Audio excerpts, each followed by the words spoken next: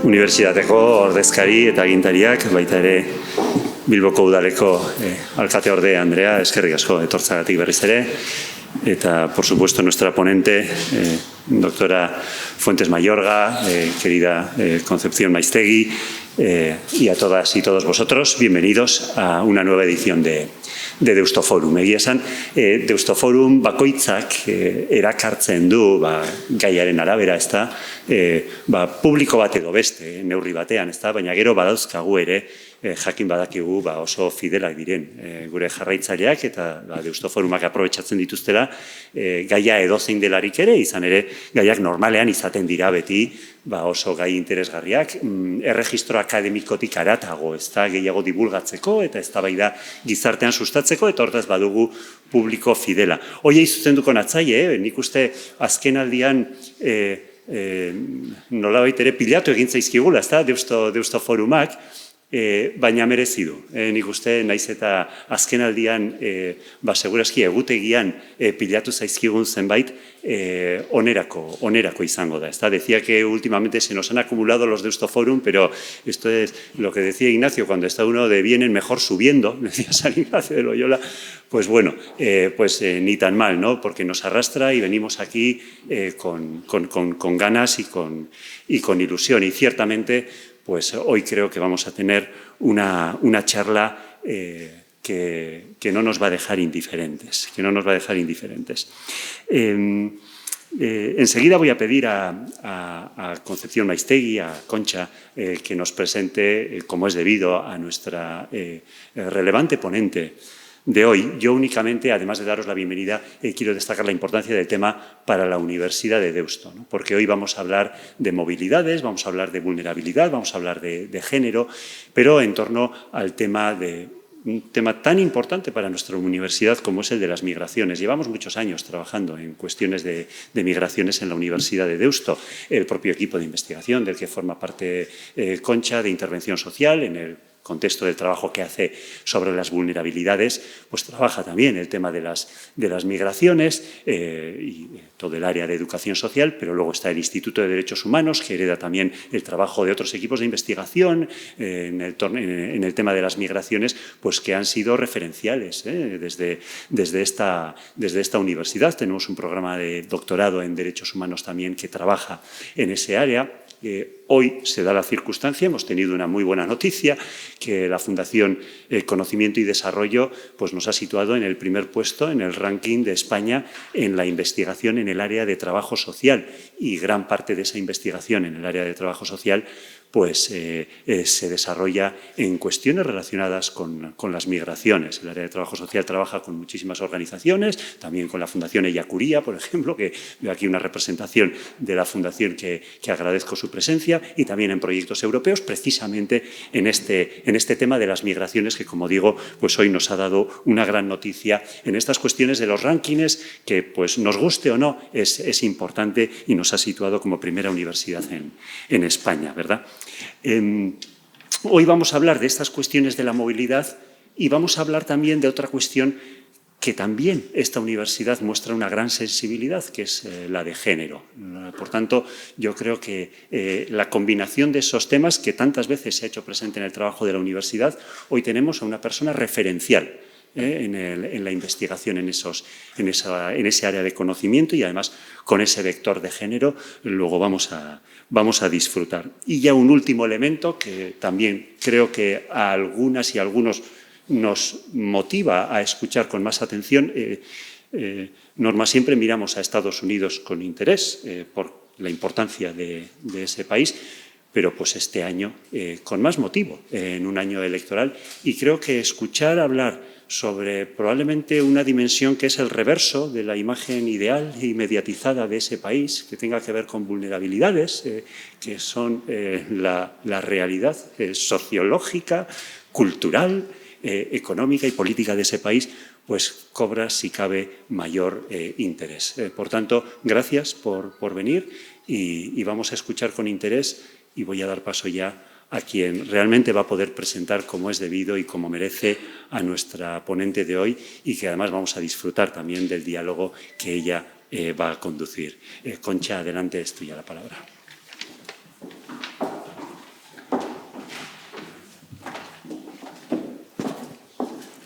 Bueno, buenas tardes. Bienvenidos y muchísimas gracias a todos por estar aquí esta tarde y también a la Universidad y a Xavier por la presentación y por la oportunidad de haber acogido la idea de poder invitar a Norma para hablar con nosotros y para estar estos días en la Universidad de Deusto. Y aquí, mañana en Donosti, también con estudiantes. Muchas gracias a Norma y gracias a vosotros y a la Universidad, por supuesto. Yo voy a hacer unas breves palabras para presentar a la ponente. Norma Fuentes Mayorga es profesora asociada en Sociología y directora del programa de América Latina y Estudios Latinos en el City College de la Universidad de Nueva York, CUNY. En el año 2005 ella se doctora en la Universidad de Columbia, muy cerquita, también de la universidad donde ella trabaja ahora, y desde entonces ha documentado lo que es el crecimiento de las migraciones latinas, la denominada diáspora latina, sobre todo en la población que llega desde República Dominicana y de México a la ciudad de Nueva York. También comentaros que Norma es madre de 4 hijas. Ella dice tiene 4 títulos y 4 hijas. Y eso es importante, yo creo, para entender cuál ha sido su proceso académico y no solamente personal, sino también académico y profesional. Con una gran experiencia de movilidad, ha pasado muchas estancias en el extranjero, particularmente en la Universidad de Ámsterdam, donde ha colaborado con proyectos internacionales. Estas circunstancias personales y su compromiso con distintas entidades sociales que apoyan a la población migrante, yo creo que tienen un gran reflejo en su vida académica. Su interés por la desigualdad social le ha llevado a que uno de los focos de su investigación sea el estudio de la desigualdad social, sobre todo asociado a la raza, el género y la etnicidad. Y cómo estas 3 variables o estos 3 elementos afectan a la integración y a la movilidad social de los grupos más vulnerables. Especialmente está últimamente trabajando con población de origen indígena y personas de ascendencia afroamericana, provenientes del Caribe. En estos temas, Norma ha publicado numerosos libros, artículos y ha colaborado con profesores de talla internacional como Marta Tienda o profesor Tellez. Y quería resaltar también que su visión global de trabajo ha sido reflejado en sus experiencias y en sus estancias en otras universidades, como la Universidad de Princeton, donde ha estado invitada durante varios meses, o en el Centro de Migraciones y Estudios Étnicos en la Universidad de Ámsterdam.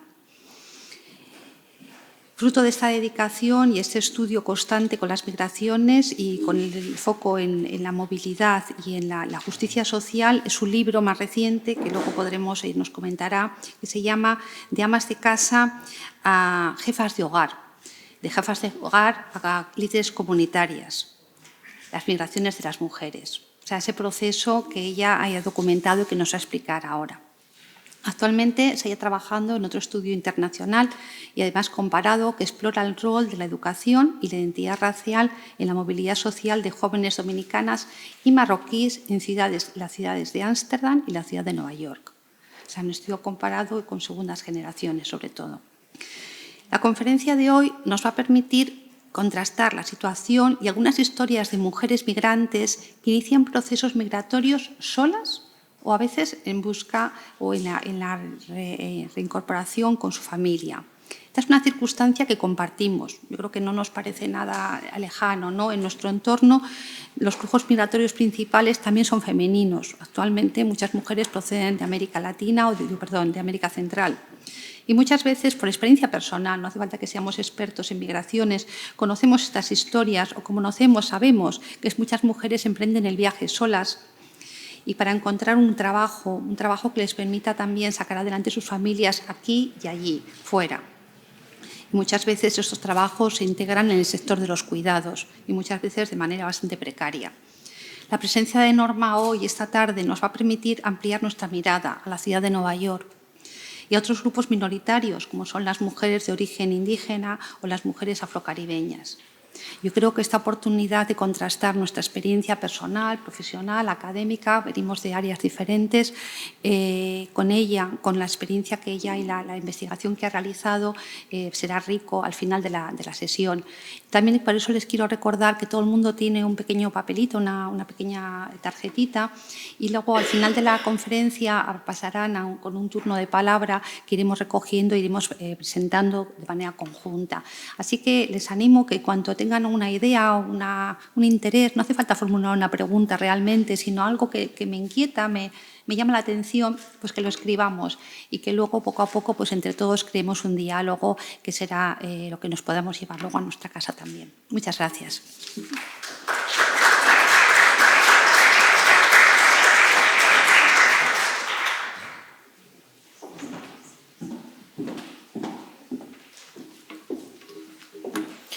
Hola, buenas noches. Mi esposo me dijo que proyectara la voz.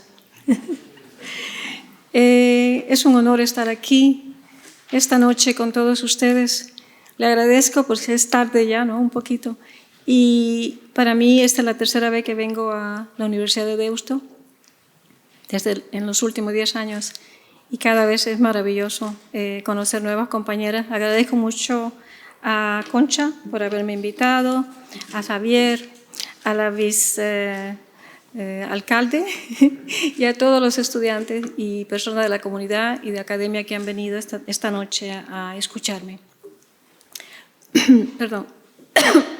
Como le dijo Concha, quiero hablarles sobre mis estudios que encabezo desde que terminé mi doctorado en la Universidad de Columbia, en Columbia, Nueva York.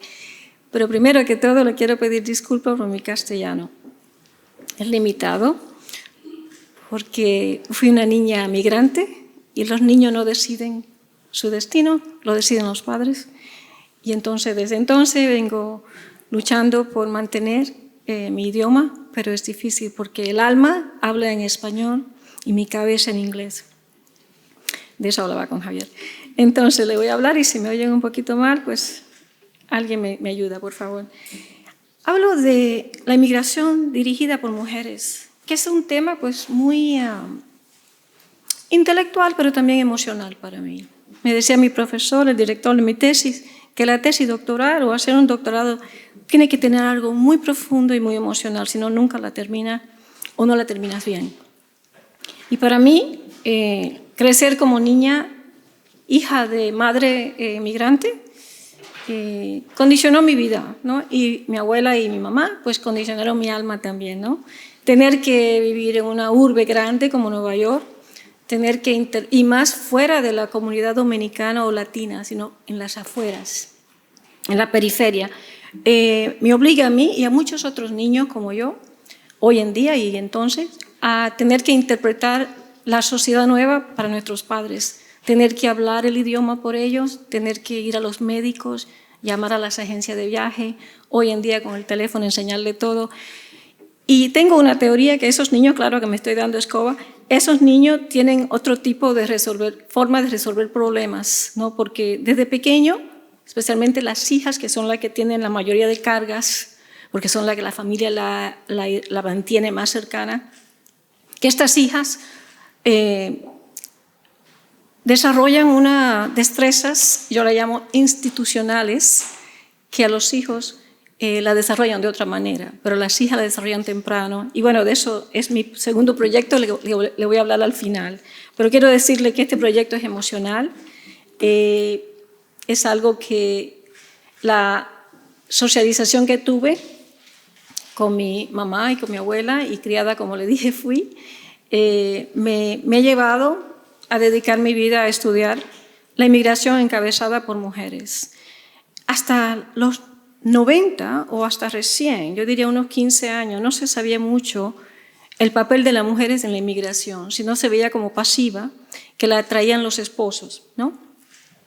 Pero en los 90, al principio de los 90, académicas empezaron, feministas y de género, empezaron a hablar y a notar que ciertos países son impulsores de mujeres y otro de hombres, ¿no? Y yo cuando estaba en la escuela haciendo mi doctorado y tomando un curso de migración, noté eso. Y vi que, por ejemplo, un país como Nigeria envía mayoría hombre, un país como la India envía mayoría hombre, la China por igual. Pero un país como Colombia, como Brasil y cierta parte de Indonesia envían mayoría mujeres. Y yo preguntaba por qué. Y preguntaba también, ¿hay alguna diferencia si la mamá llega primero? Y después, a pasar de los años y de mi trabajo y de mis publicaciones y enseñando clases, porque yo aprendemos mucho de los estudiantes, ¿no? Y hablando con mis estudiantes, entonces me intrigué, ¿y qué tal la madre que llega primero, como en el caso de mi mamá, ¿no? Yo estoy un poquito emocional en eso. Esas hijas crecen con las mismas aspiraciones y expectativas que las que crecen con la autoridad, el dominio y la protección de un papá. ¿Hay una diferencia entre una hija que crece solamente con la mamá y la abuela en un matriarcado, en su movilidad social o en lo que ella aspira? Y es algo que lo vengo investigando por los últimos 10 años. Le voy a hablar de mi primer estudio sobre la mujer dominicana y mexicana en Nueva York. Y después al final, si tenemos tiempo, porque tenemos un tiempo marcado y es tarde en la noche, no le quiero mantener fuera de sus cenas y sus copitas, hablaré del segundo proyecto. Entonces, bueno, y ahorita cuando entraba se me rompieron mis lentes que uso y estos son los otros que me marean, entonces por eso me van a ver luchando. Este es el guión, el esquema que tengo de la presentación. Hablaré un poquitito del caso de los hispanos en los Estados Unidos, como dijo Javier. Hablaré de los que tienen más logros y eso que tiene más vulnerabilidades. Y el caso de los dominicanos y mexicanos, que es mi área de especialidad. Y enfocado en la mujer. Después le hablaré de las motivaciones de mis estudios, que ya le he dado un poquito de ¿cómo se dice?, de contraseñas, y de los grupos etnorraciales, porque me enfoco ahora en el caso de la mujer afrocaribeña, como la dominicana, y en el caso de la mujer indígena, como la que viene a Nueva York en mayoría desde México. Aunque claro que hay otros casos de Bolivia, de Ecuador, que tienen mayoría poblaciones indígenas. Después le hablo de algunos hallazgos y temas emergentes y sobre mujeres que lideran sus procesos migratorios y su movilidad social, la cual para la afrodescendiente y indígena tiene, creo yo y he visto, tiene una trayectoria diferente, porque pagan un precio alto por su movilidad social en su país de origen y después en Nueva York como emigrantes vulnerables, muchas de ellas sin documento, perdón. ¿Por qué migran las mujeres? Vamos a ver si me acostumbro con esto. Responden a la... Pero yo quería, perdón, quiero enseñarle un poquito de los hispanos en Nueva York. Quiero que sepan que en el 2022, cuando apenas surgíamos de nuevo a la clase, habrían de lo del COVID, habían 63, casi 64 millones de hispanos en los Estados Unidos. Y yo le hago reír a mi estudiante y a mi decano y le digo, y yo soy una de las responsables de sobrepopular a Nueva York con 4 hijas, altamente educadas, ¿sí? Que van a servir la sociedad de albergue. Entonces, entre los 10 grupos más grandes, los mexicanos pues, son los que son mayoría, con un 37 millones. Los puertorriqueños, con 5 millones, están más puertorriqueños en los Estados Unidos que en Puerto Rico. Y los salvadoreños y después los dominicanos. Los dominicanos hasta hace 5 años eran el tercer lugar, pero ahora ha habido una gran recepción de centroamericanos en Nueva York, especialmente salvadoreños. Y por último, los cubanos. A ver si Entonces, ¿por qué miran las mujeres? ¿Qué dicen los académicos y lo que hacen estudios del por qué? ¿No? Lo que dicen es, bueno, lo aburrido de siempre, ¿no? Que responden a la globalización y el cambio estructural en la economía y ahora más expandido la economía informal, donde muchas mujeres del cono sur no vienen a ocupar en lugares avanzados, en naciones avanzadas. Y después le voy a hablar de Solari, el estudio de ella al final lo uso para mi conclusión.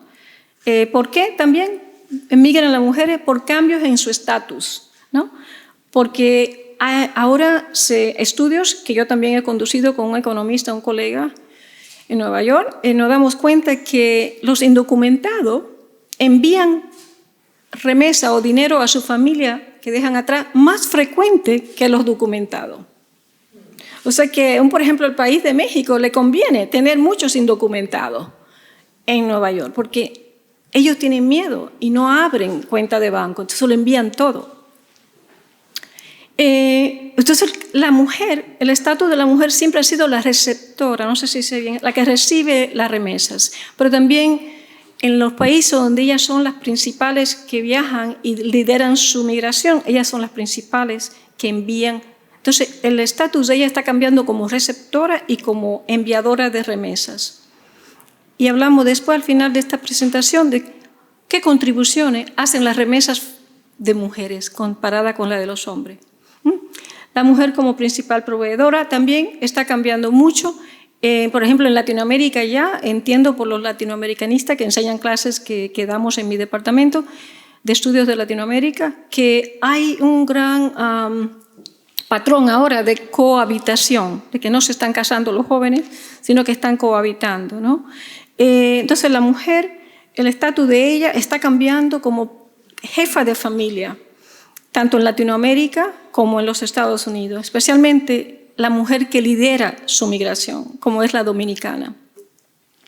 Y por último, miramos los efectos de sus contribuciones, ¿no? Y yo te hablo de las remesas feminizadas que vemos en nuestro estudio, contribuyen a la educación de hijas que quedan detrás en la comunidad de origen, especialmente las madres que lideran he notado, que lideran su emigración, tienen mucho más énfasis en que sus hijas estudien y sobresalgan, no tanto que se casen. Mientras que las que crecen en casa con hogares felices, lo vamos a decir, con padres y madres, tienen otras expectativas más tradicionales sobre el matrimonio. Eso me doy cuenta. Ahora, a ver la próxima. Sí. Hablo de que sus remesas compensan la responsabilidad limitada de los gobiernos, como en el caso de Ucrania. Después hablaré de esto, del caso de las dominicanas y mexicanas. ¿Sabe que no tengo nada para ver el tiempo aquí? Me quito mi reloj y miro. Me dejan saber cómo estoy de tiempo. Le quiero decir un poquito de la inmigración diversa.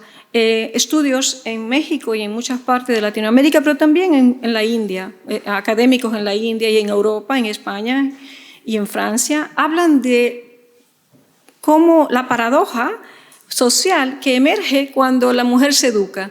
Ven que las que más emigran, las que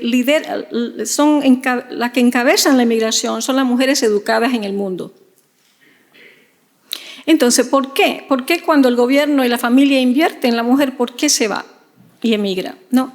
Una de las cosas que los académicos, los sociólogos y los economistas dicen es porque no tienen oportunidad de trabajo y porque son discriminadas en sociedades altamente tradicionales, ¿no? No le ponen atención, no pueden conseguir trabajo, tienden a irse, ¿no? Quiero decirle que entre las mujeres que llegan a los Estados Unidos, la que más importa un nivel alto de educación es la de la India. La que más trabaja, la que más participa en el campo laboral es la mexicana. Y acuérdense que los mexicanos son la mayoría de emigrantes latinoamericanos en los Estados Unidos. Por ejemplo, en el caso de Nueva York, ellos no son mayoría. Nueva York es una destinación nueva. Y por eso yo soy una de las primeras que lidera este tipo de estudio comparativo. El caso de las mujeres dominicanas y mexicanas en Nueva York. Le voy a hablar de este caso y de ahí voy a partir a hablarles de cómo el caso de ella ilumina mi trabajo y también hace relucir, una vez que tú haces trabajo cualitativo, una de las cosas que hacemos es lo que usamos método mixto, es ver cómo esos hallazgos surgen o se pueden validar con datos nacionales, ¿no? Como el censo. Entonces voy a hacer eso un poquito, ¿sí? Hablemos de las dominicanas. Ambos grupos enfrentan el más alto y rápido crecimiento desde los años 90 en Nueva York. Acuérdense que estoy hablando de Nueva York. Ambos grupos modifica la composición racial y étnica de los hispanos y el crecimiento de las poblaciones negras e indígenas en Nueva York. O sea, ellos contribuyen. La inmigración afrocaribeña como dominicana, y si mi hermana estuviera aquí, mi hermana mayor, que en paz descanse, cuando ella vio mi tesis doctoral, yo hablaba del racismo que afecta a la mujer dominicana negra, y ella me dice, ¿qué estás hablando? Tú no eres negra. ¿Por qué dice que los dominicanos son negros? Yo no lo digo, le digo, dicen la estadística, dicen los estudios. Pero tenés otra cultura, porque el dominicano, como muchos latinoamericanos, es criado con una cultura eurocéntrica y con una negrofobia. O sea, no se habla de eso, ¿no? Y entiendo que en Francia, en muchos lugares, en Europa, no se habla de eso tampoco. Yo voy a cruzar unas fronteras hoy que con eso me ganó la vida educando sobre esto y sobre la discriminación y vulnerabilidad basada en la discriminación de género, pero también racial. Entonces, pero también del lado bueno, la inmigración de ambos grupos en Nueva York contribuye a la estratificación social entre los hispanos, agrandando la población de los no blancos en Nueva York, porque la población nativa afrodescendiente está en declinaje, y también la de los blancos nativos está en declinaje. Por eso yo digo, ¿qué harían los americanos sin inmigrantes, ¿no? Nueva York es un nuevo destino, como le dije, para los mexicanos, pero ha sido uno tradicional para los dominicanos desde el 70. Por cierto, la mujer dominicana lidera o encabeza la inmigración del grupo desde el 1972.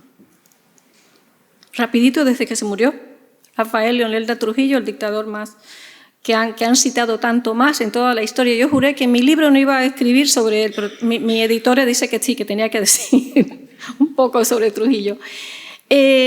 Hablo de que hay un cambio en lo que observo en mis estudios, y han observado otro.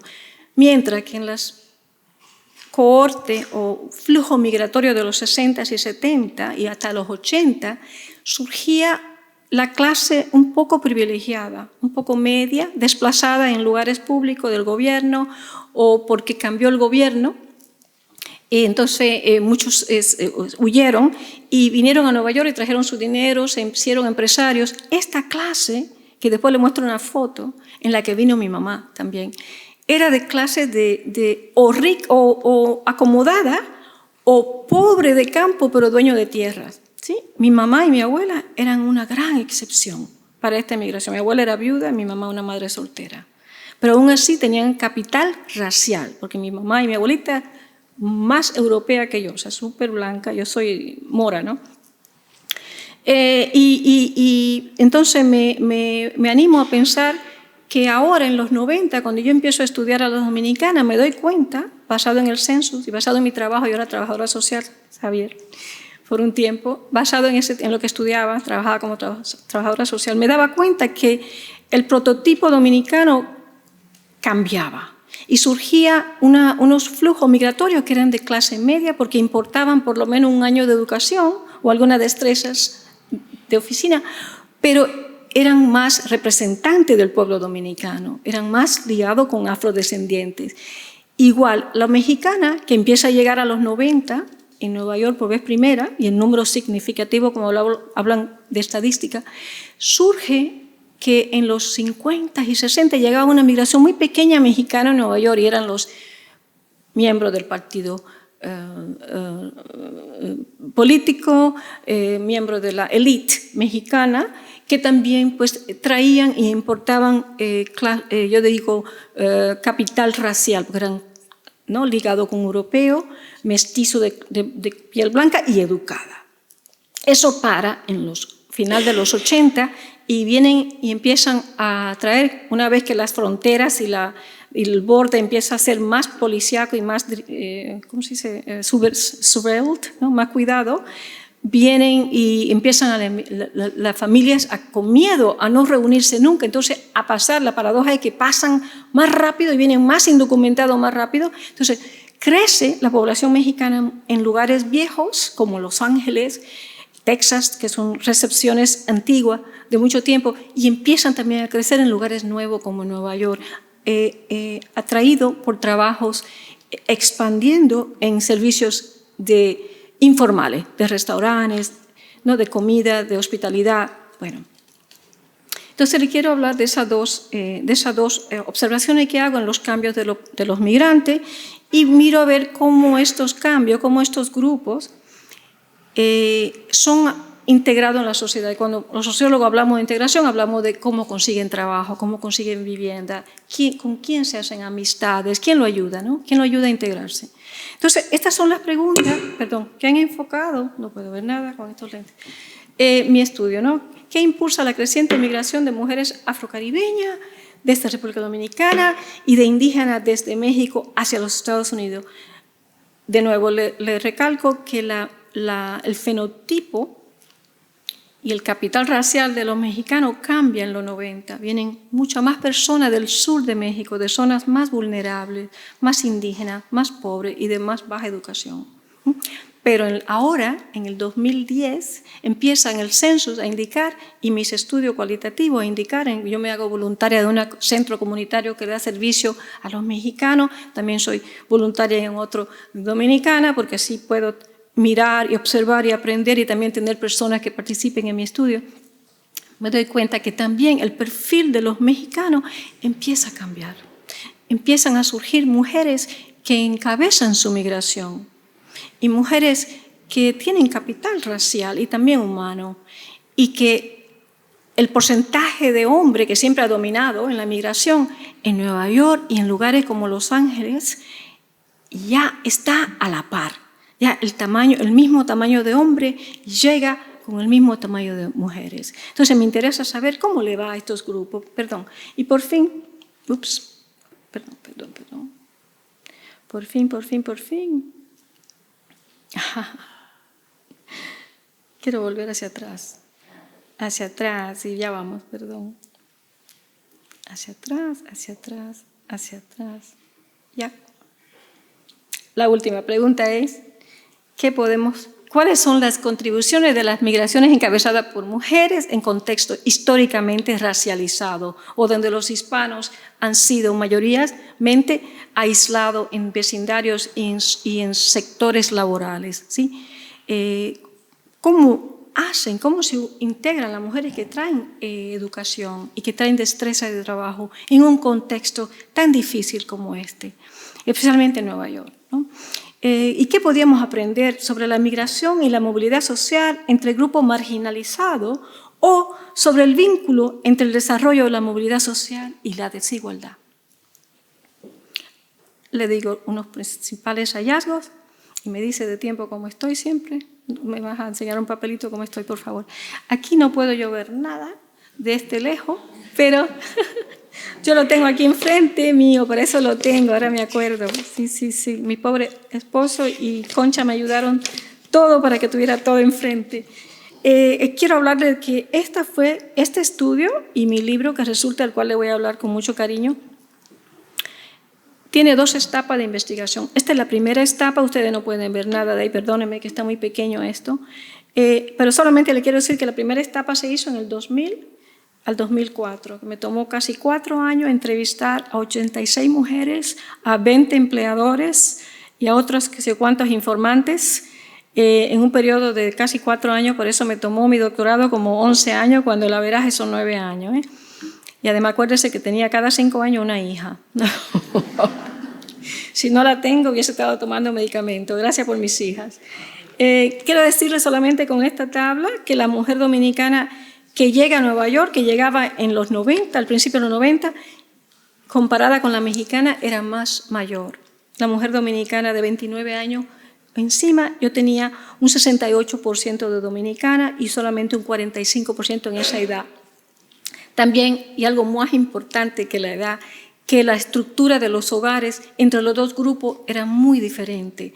Como le dije antes, mientras la mujer dominicana viajaba mayoría como madre que impulsa su migración o era madre soltera, la mexicana llegaba a reunirse con su esposo y era alada para venir Y una, como le digo, una que me dijo, tengo que emigrar, yo no quería emigrar, yo me eduqué y que estaba trabajando lo más bien, pero mi mamá me dijo, si no te vas, Magdalena, vas a perder a tu esposo y también la casa, entonces me tengo que ir, ¿no?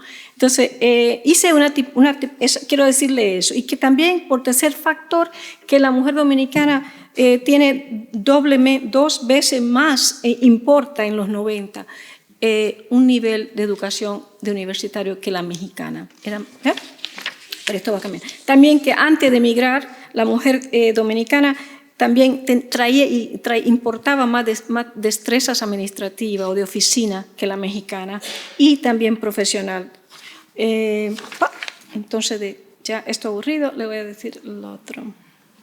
Aquí está lo del trabajo, en donde trabajaban ellas.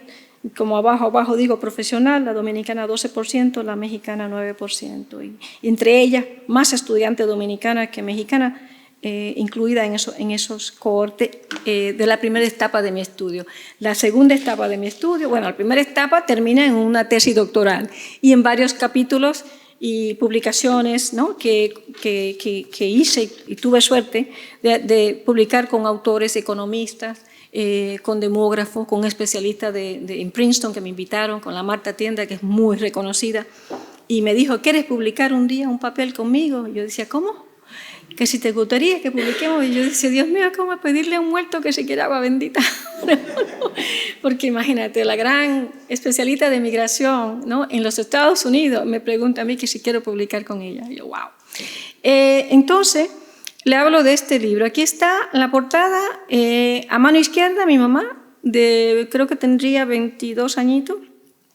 Ella fue madre a los 17 y yo enfrente de 4 añitos.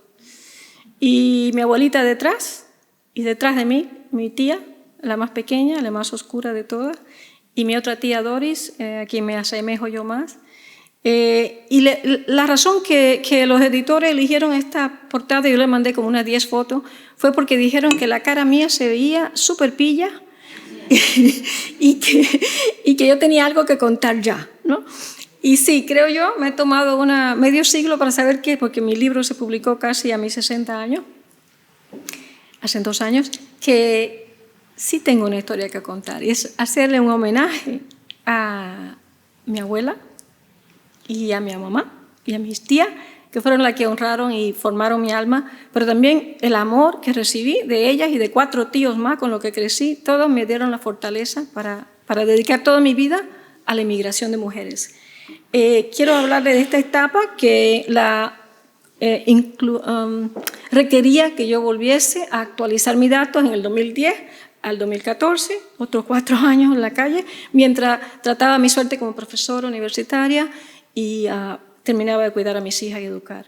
Le voy a hablar de este libro un poquito y le voy a enseñar una figura que me atrae mucho. Mi esposo me dice, no vayas a enseñar eso que yo no lo entiendo. Le digo, bueno, me atrae mucho porque esto me lo ayuda a hacer un economista amigo mío con el que trabajo y estamos enseñando con esta figura el desbalance que existe en la inmigración de hombres y mujeres en Nueva York. Lo mismo está en los Estados Unidos, pero esto es en Nueva York. A mano izquierda están los países latinoamericanos, pero también el Caribe. Deja ver, yo lo busco para tenerlo enfrente de mí porque no veo nada desde aquí. Le quiero decir solamente que los países de al lado que tienen el menos, como Guatemala, enseña que por cada un hombre guatemalteco que vive en Nueva York hay menos 36, o por cada 100 hombres que viven en Nueva York hay menos 36 mujeres. O sea que hay un déficit de mujeres en la inmigración, en quién llega. Y igualmente en México, esto es en el 2015, esto sí está cambiando, como le dije. En México tienen un déficit, por 100 hombres mexicanos hay menos 31, ¿no? Mujeres. Y en el lado derecho quiero enfatizarle que la República Dominicana, ¿no? Que está de abajo para arriba, 1, 2, 3, 4, 5, ve que hay una sobrepoblación de mujeres. Por cada 100 hombres hay más 35 mujeres. Yo le digo a mi estudiante, ¿puedes adivinar quién se va a casar con quién? Entonces, lo que le quiero enfatizar, no tan solo el desbalance en la inmigración del género, sino quiénes son las mujeres que encabezan la inmigración. Y por lo que he visto en mi 86 entrevistas y en los actualizados, que fueron otras 25, y lo que veo en el censo es que mujeres que encabezan su inmigración o que son madres jefa de familia vienen de países como Brasil, como Colombia, como Panamá, como Haití, como Jamaica. ¿Ven algo en común en esos países? Si alguien sabe de Latinoamérica o de... ¿no? Que son países con mayoría poblaciones afrodescendientes. Entonces, ¿por qué a lo mejor en Bilbao esto no es una cosa importante, pero en los Estados Unidos, como es un país con una cultura tan feroz, o sea, donde la discriminación racial es tan grande y se conoce, se estudia tanto de esto, no se conocía que a los latinos le afectaba esto, ¿no? Ellos son mixtos y tienen muchos ligados con europeos y eso los salva y lo ayuda, otros son ligados con nativos mesoamericanos, ¿no? Nativos indígenas. Entonces se creía que los latinos no le discriminaban por su fenotipo o por su color de piel. Y en Princeton, cuando yo estaba de 2 años de visitante como profesora, y me preguntó aquella profesora que si quería trabajar con ella, también tuve la dicha que me invitaron a dar una clase avanzada, un seminario de 2 años, por uno de los más grandes, destacados sociólogos, demógrafo, de la racialización o la discriminación racial en Latinoamérica y en los Estados Unidos. Se llama Edward Tayers. Y trabajando con él aprendí muchísimo. Entonces dice, ¿sabe qué? A mi libro que estoy preparando voy a mirar a ver si a los latinos le afecta. ¿A quiénes más le afecta? No tan solo le afecta a estos grupos, tienen la índice ¿cómo se dice? Income, de presupuesto, dinero en la casa. ¿Cómo estamos de tiempo? Dime. Perfecto. Pensé que tenía minutos. Gracias. Entonces quiero indicarle que estos son los grupos que son más vulnerables, son de donde viene la mujer, que la dominicana no es la única. Quiero desmistificar el hecho, por lo menos en los Estados Unidos le hablo, en Nueva York, que tienen una reputación un poco marcada. Las dominicanas y las puertorriqueñas y las jamaiqueñas y las negras latinas tienen una reputación un poco como que viven del gobierno, que no trabajan, que no tienen valores, que tienen hijos sin padres y no sé qué cosa. Imagínate todo lo peor. Entonces yo quiero enseñarle a mis estudiantes y a las personas que lean mi libro, que son muy pocas en estos días que quieren leer, digo, qué suerte tengo, publican el libro cuando ya nadie quiere leer, que son no tan solo la dominicana, sino que hay un legado y un historial de colonización en donde la mujer esclava negra en Latinoamérica, que fue la que importaron de África, ¿no? Como la americana y norteamericana, no tuvo el privilegio de poder tener un esposo y un hogar, una familia estructurada, que siempre tuvo que vérsela y trabajar a la par con el hombre, y que muchas veces los dueños de estos esclavos los separaban. Entonces se creó un matriarcado, donde la mujer negra ha tenido que ver por sus hijos ella y también ayudar muchísimo a sus compañeros. Y quiero enseñar que en vez de mirar que las estudiantas mías, que son familia de esto, que son negras, que se vean como que algo tienen ella malo, que lo miren con el orgullo de que sus madres trabajaron desde hace siglos, que tienen una cultura del trabajo y de sobrevivencia del caray, y que la mujer que cría a sus hijos y viene aquí lo hace el sacrificio y deja todo lo que conoce, toda su familia, todo lo que es familiar, su comida, como en el caso de mi mamá, el mar del Caribe, su verde, su cultura, su comida, todo lo deja por darle una vida mejor a un hijo. Entonces, de eso le digo a mi estudiante, has de ser orgulloso. En vez de verte que te falta algo, viene de un grupo del que debe estar ennoblecido, ¿no? Bueno, le hablo de eso. Tengo unos 12 minutos, voy a hablar rapidito. Quiero pasarle esto y decirle que el estatus de la dominicana está cambiando mucho, no tan solo en Nueva York ni en los Estados Unidos, con mucha discriminación y estigma, pero también en la República Dominicana, porque ella es la que migra y dirige la migración. Entonces ellas son sospechosas de que qué van a hacer esas mujeres solas por allá. No tienen un hombre que le dé, ¿no?, honor y la cuide, ¿no? Ella sola, quién sabe. Entonces se van las esposas y se van muchas. Y en los últimos 20 años, 15 años más que todo, yo en algunas clases con mi estudiante le pongo música al principio para que oigan el contenido de la bachata o de la salsa. Y ¿qué es lo que están diciendo? Le digo, vamos a analizarlo. Es una plegaria de amor. Está quejándose el hombre de que la mujer se fue y que no volverá. Es una plegaria de que no, ya está bien, si me pega los cuernos está bien, porque eso ya pasó, eso de la antigüedad. O sea, muchísimas formas de entretenerte, pero dicen una verdad muy dolorosa, ¿no? Y una de ellas es, ¿qué pasa cuando la madre se va? Hablamos de fuga de cerebro, hablamos de que las mujeres educadas se van, y hablamos de que los hombres y los países que pierden a esa persona educada, lo pierden. Hablábamos hoy en el almuerzo de que no le permiten a estos inmigrantes educados de alta capacitación poder transferir esa educación a trabajo, porque los países receptores, como en Europa, muchos de ellos, y en los Estados Unidos, no le permiten. Entonces, el país de la República Dominicana, cuando viene una profesional como Berky, que le voy a enseñar, pierde, porque Berky no puede, viene aquí a lavar platos y a cuidar a viejitos y eso, y su capital humano lo pierde la República Dominicana y lo pierde los Estados Unidos. Entonces, hablo de que no sabemos nada de qué pasa cuando la madre se va. ¿Cuál es el impacto que tiene un país, una nación, cuando la madre se va? ¿Qué le pasa a esos hijos que quedan atrás, como quedé yo? Que cuando volví a ver a mi mamá, no la conocía, ¿no? O sea, ¿qué pasa? Esa relación en una madre y un hijo. ¿Cuál es el precio que se paga? Hablo de esta inmigración, y distingo entre la mujer que sube a la clase media en Latinoamérica por sus propios méritos, porque ella se ha ganado la ascendencia a la clase media, comparada con la mujer que tiene un estatus de clase media por su esposo o por su papá. Entonces, son estas mujeres diferentes, tienen ellas aspiraciones para sus hijas diferentes. Y cuando llegan a Nueva York, ¿cuál es el precio que ellas pagan? Berky, ¿cuántos minutos? 7. Perfecto, le hablo rapidito, le hablo bien caribeño, rápido. Berky llega primero desde Nueva York. Acuérdate que una de las áreas de análisis que yo miro, que planteo es, vamos a comparar la mujer que dirige su migración versus esa que llega después con el esposo o después. Y vemos que Berky tiene 38 años, cuando yo hablo con ella en mi primera etapa, te estoy hablando en el 2004, hace 20 años. Berky ahora tiene 50 y pico de años y la sigo y la conozco. Y por coincidencia, yo no sabía jamás que yo iba a trabajar donde trabajo hoy en día. Ella vivía a 2 esquinas de ahí, pero ella no vivía ahí. Pero anyway, Berky tiene 38 años, ella es de piel negra, oscura y fenotipo típico de las Antillas inglesas, o sea que está ligada, tiene nariz y rasgos muy finitos, pero su piel es muy oscura. Hablo de ella, que en los 90 su madre lidera la migración también desde un pueblo pequeño hacia una zona periferia de Santo Domingo, ¿no? Hablo de que cuando Berky terminó la secundaria, la madre migra a Nueva York. Después de haber emigrado de un pueblo a la periferia de la ciudad, la madre entonces sigue y emigra a Nueva York.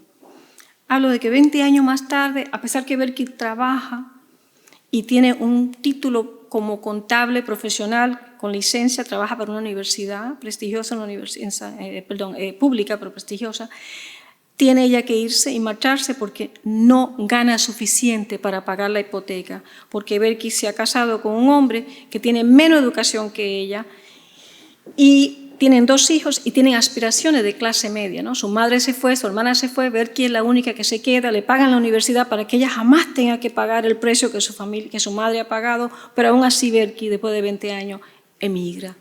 ¿Por qué? Porque Berky no recibe la promoción que fue prometida a ella por 5 años. Más bien la usan para que ella entrene a un hombre en su posición para ayudante y después le dan a él la promoción. Y Berky llora, y me hizo llorar a mí cuando yo la entrevistaba. Me dice, ¿por qué ella tuvo que convencer a su esposo? Y yo le puse el nombre Amado, ¿no? Para hacerlo más. Decirle, Amado, me tengo que ir, porque aquí no voy a conseguir nunca que me den mi posición, ¿no? Y Berky estaba muy consciente de que ella como mujer negra tenía redes sociales limitadas, no conocía, aunque tenía la educación, aunque trabajaba, ella no tenía enlaces sociales con la clase establecida dominicana. Y si no la tiene, entonces, digo yo como socióloga, sufría de aislamiento institucional, ¿no? Que es uno de los factores que conlleva a estas personas de clase media y que son históricamente excluidos en la sociedad latinoamericana a viajar, a emigrar.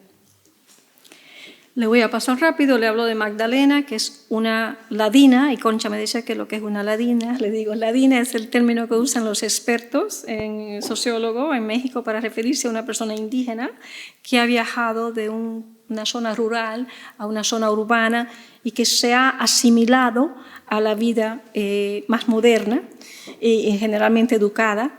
Magdalena, y este nombre lo cojo también, lo hago para enfatizar, es una ladina de 34 años, de piel clara y de fenotipo mestizo, con algunos rastros indígenas. Se consideraba miembro de una emergente clase media mexicana, dada su educación universitaria, y trabaja en una sede del gobierno municipal. El esposo de Magdalena compartía su mismo nivel, al contrario del de Berkis. Berkis se casó con un hombre, como estaba más aislada, con un hombre con menos educación que manejaba un taxi. Pero Magdalena se casa con un hombre que comparte su educación. Aún así, aunque trabajaban como clase media, eran miembros de la clase vulnerable de Latinoamérica. Hay estudios entre los economistas, entre ellos una argentina muy famosa, que es latinoamericanista, que se llama Nora Lustig, y ella ha escrito mucho sobre la inequidad en Latinoamérica, y ella habla de una clase vulnerable, que es la clase media, que ayer mirábamos mi esposo y yo las estadísticas para estar al tanto de lo último, y mirábamos que 40% de la población en México pertenece a la clase vulnerable, un 38% en la República Dominicana. ¿Qué quiere decir eso? Eso quiere decir que tú eres apenas en los escalones de la clase media, que llega, vamos a decir así, tú estás aquí, apenas llegando, y con cualquier error que tú hagas, que el carro se te daña el carro, tu esposo se vaya, te dejen el trabajo, cualquier cosita te baja a la clase obrera. Entonces, Berkis y Magdalena son de esta clase, emigran, hablo de ella, son dos mujeres, una que lidera su migración, Berkis, otra que sigue al esposo, Magdalena. A Magdalena le va mucho mejor, si leen el libro lo van a ver, ¿no? Entiendo que está en la biblioteca de aquí, ¿no? El libro. Y bueno, tengo un caso, lo que llamamos sociólogo y antropólogo, caso de estudios. Tengo 5 mujeres y hago una tipología para poder predecir y entender quién es más probable que viaje y se vaya. Entonces veo que mujeres como Berkis, que son las que ganan más que el esposo y que son negras, estigmatizadas, ¿no? en su país, que el esposo pierde el trabajo como Magdalena y son vulnerables, entonces al perder el trabajo ella no puede pagar la hipoteca, entonces tiene que seguirlo, hay mujeres, entonces las que se van primero, las que siguen al esposo, las que se casan no por amor, sino por hacer sus papeles, ¿no? Que lo hay, por sus hijos, sacrifican todo, y las que viajan con el esposo, ¿no? Entonces hablo una tipología de esto. Quiero pasar esto rapidito para concluir con las conclusiones. ¿Sí? 5 minutos. Magdalena, sí. Perdón, Concha. Voy a pasar todo esto. Le quiero decir que las dominicanas y la mujer negra, esta es una gráfica mostrándole quién trabaja más. Trabajan más horas que las otras mujeres, inclusive que las nativas norteamericanas. La dominicana y la mexicana, la panameña, todas ellas, esto es una gráfica diciendo quién participa más en el campo laboral. Entonces ven que los países con poblaciones negras en Latinoamérica y en el Caribe son las mujeres que más participan en el campo laboral, como le dije antes. Quiero decirle que aquí se concentra que la mujer dominicana y mexicana trabajan. La mexicana es vulnerable porque un 65% que vive en Nueva York no tiene documento, es indocumentada, entonces es vulnerable por su estatus migratorio, mientras que la dominicana, muy poco, de 10 hay 3 que son indocumentados, pero es vulnerable por su fenotipo y su condición de aislamiento. El grupo dominicano tiene de unos aislamientos sociales, quiero decir que viven en los mismos vecindarios, al lado de vecindarios de grupos afroamericanos y grupos puertorriqueños que tradicionalmente han sido lo más pobre y lo más desprivilegiado. Entonces ellos viven a la periferia de ello. Y te quería decir en qué áreas están concentrados los dominicanos. Están concentrados en trabajo de limpieza, mayoría los hombres, pero la mujer trabaja en servicio cuidando a geriátrico, cuidando a casa y limpiando, ¿no? Y yo concluyo como socióloga que las dominicanas continúan a tener una alta incidencia de aislamiento a pesar de su educación, que importa, ¿no? Son más aisladas que la mexicana, porque la mexicana depende de las redes del esposo y de que ella es integrada por sus redes que él ha formado cuando ella llega.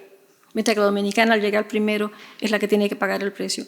Le hablo voy a pasar rápido, de las principales conclusiones y después dejamos para hacer una pregunta, lo que quieran preguntar más, lo podemos hablar. Hablo que la migración dirigida por mujeres son más o menos entre la que hacen esto son jefas de familia o cabecillas de familia y que son las que alcanzan su estatus de clase media por sus propios méritos. Esto le he dicho en antes. Perdón, tengo que mirar porque no veo nada. Aquí está. Sí, una vez en Nueva York, estas inmigrantes enfrentan otro tipo de aislamiento, como le he dicho en antes, y vulnerabilidades, ¿no?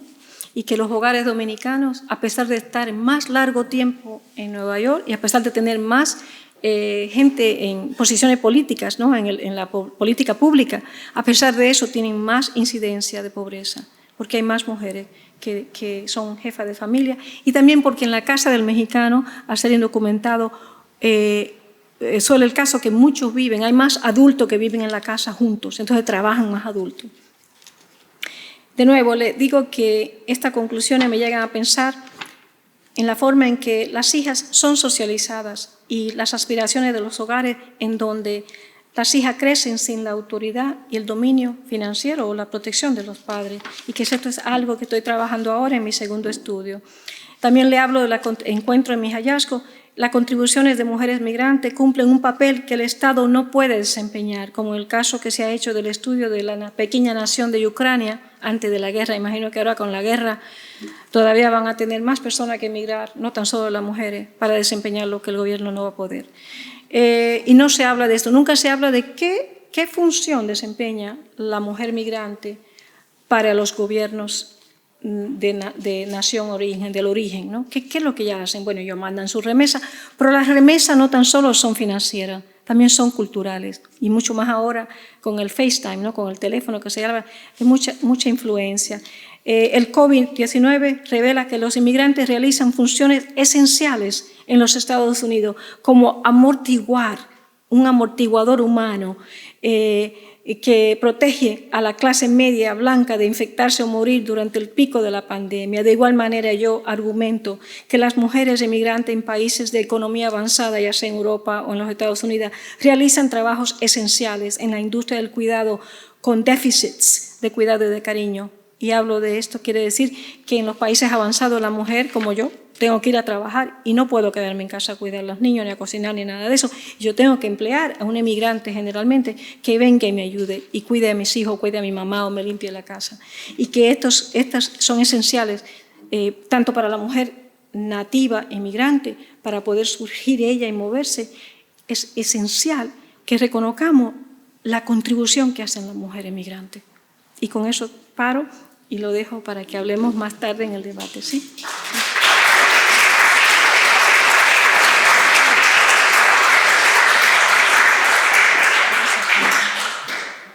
Si me dijo que hiciera esto. Ay.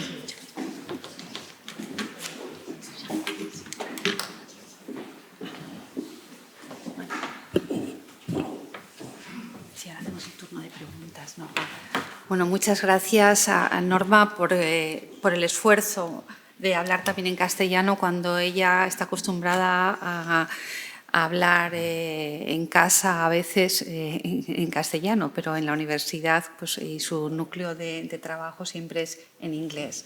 Entonces, esto es un esfuerzo importante y muchísimas gracias por haber hecho ese esfuerzo. A continuación, yo les decía antes que teníamos un pequeño papel en sus asientos que pueden utilizarse para hacer unas preguntas. Si quieren, mientras van pensando, hay algo que todavía no nos ha contado Norma porque no ha dado tiempo, tenía muchas cosas que contar y le puedo preguntar, ¿no?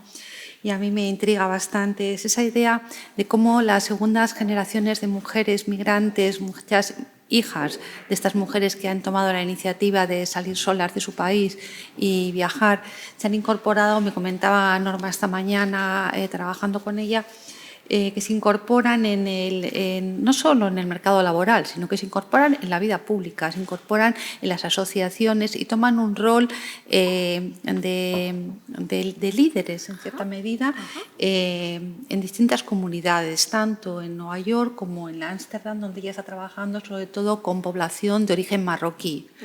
Entonces, igual, si os parece, le podemos dar un tiempo para que nos comente ese aspecto. Sí, gracias. Sí se oye, ¿no? Está. Porque siempre me dice mi esposo, habla duro. Pero cuando le grito a él, dice, no grites. Sí, mi estudio sobre las madres emigrantes me ha llevado a notar, ¿no?, que las hijas, y muchas de ellas que llegaron a Nueva York como adolescentes de 15 años, 16, que no han terminado su educación y se integran a la escuela secundaria y después a las universidades allá, que entre ellas, viene surgiendo hace unos 15 años líderes comunitarias, líderes públicas que trabajan como la vicealcalde, ¿no? Así, que trabajan también dirigiendo ¿cómo se dice? City Council.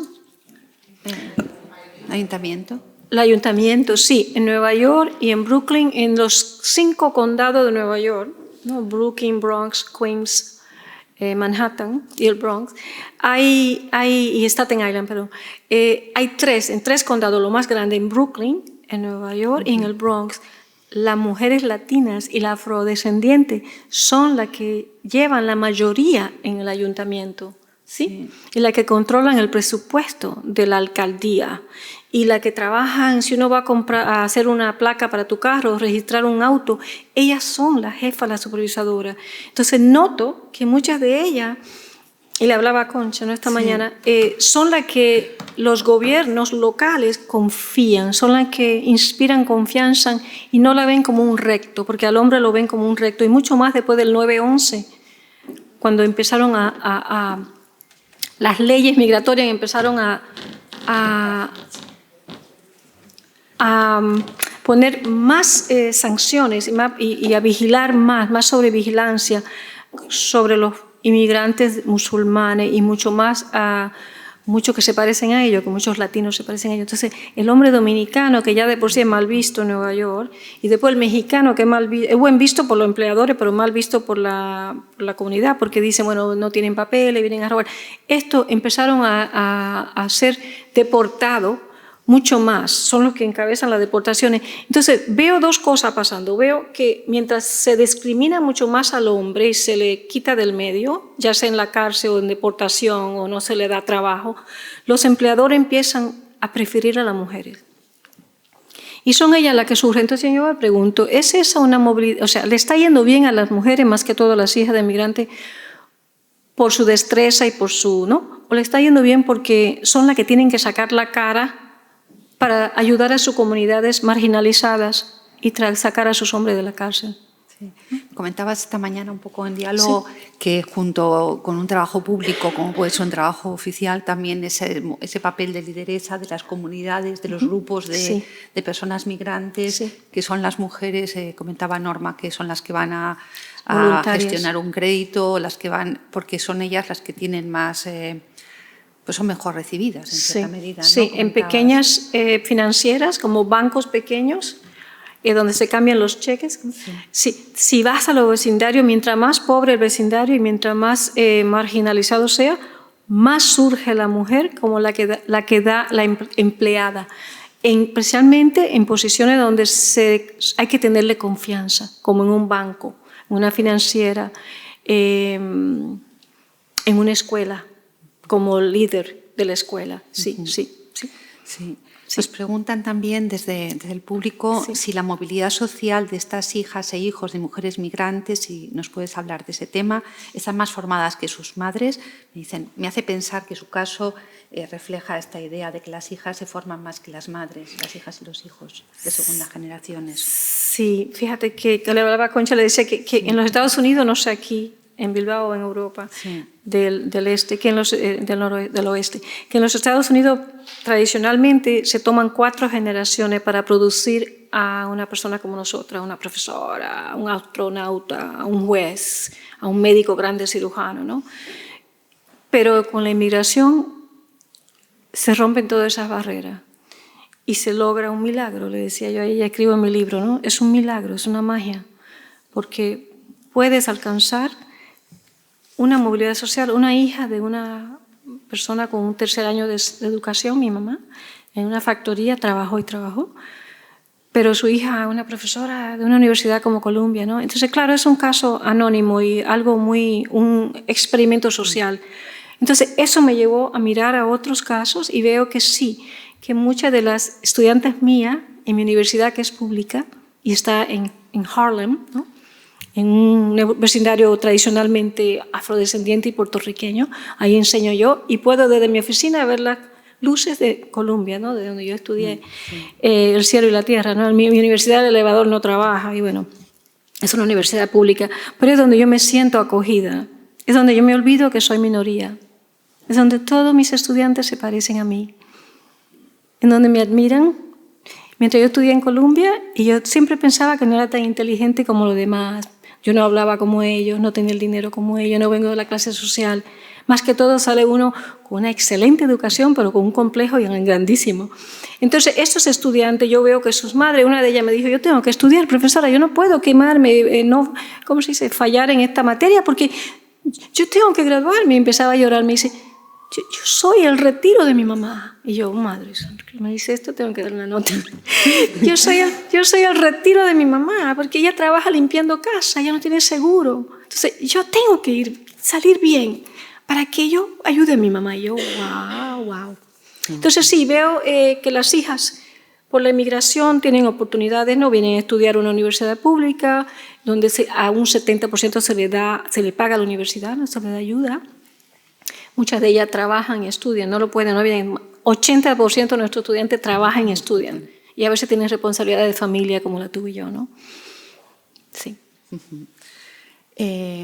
Otra pregunta va relacionada con las mujeres que migran. Hay mujeres altamente formadas también en estas que has comentado, o por lo menos con una formación media alta. ¿Cómo es su carrera migratoria? ¿Sufren? Porque aquí en España se ha estudiado que hay una overcualificación, una sobrecualificación. ¿También lo habéis visto vosotros allí? Sí. He visto que en papel, una vez escribimos un papel juntas, ¿no? Vimos que había unos estudios que yo hice en una organización que yo observé por 5 años, una organización que le da servicio a los latinoamericanos, ¿no? Más que todo a los mexicanos. Y ahí vienen voluntarias y la organización está en un convento que era de la iglesia, una iglesia católica, ¿no? Entonces ellos lo alquilan para trabajar allí dándole servicio a la comunidad y vienen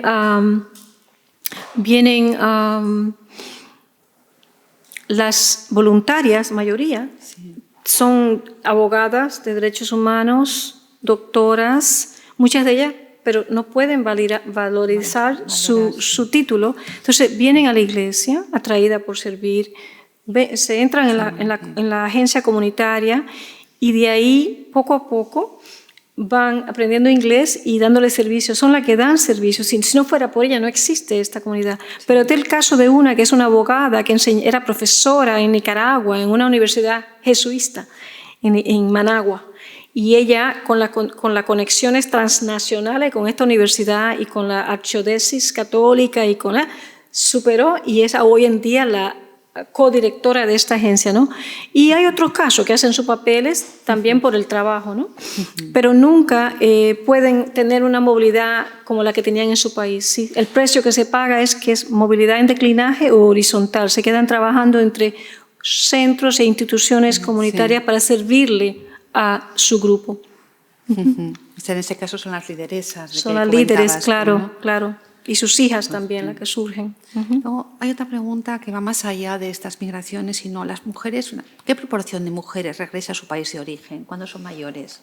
¿Qué pasa cuando las mujeres se jubilan? Qué interesante, eso yo no sé nada, pero te puedo decir algunas observaciones. Siempre le estoy diciendo a mi mamá, la amenazo, ¿no? Le digo, cuando yo mi libro iba a salir, le digo, mami, no te enfermes más, no puedes morirte. Ya sabes, porque yo prometí que hago este libro y te llevo otra vez a mi país.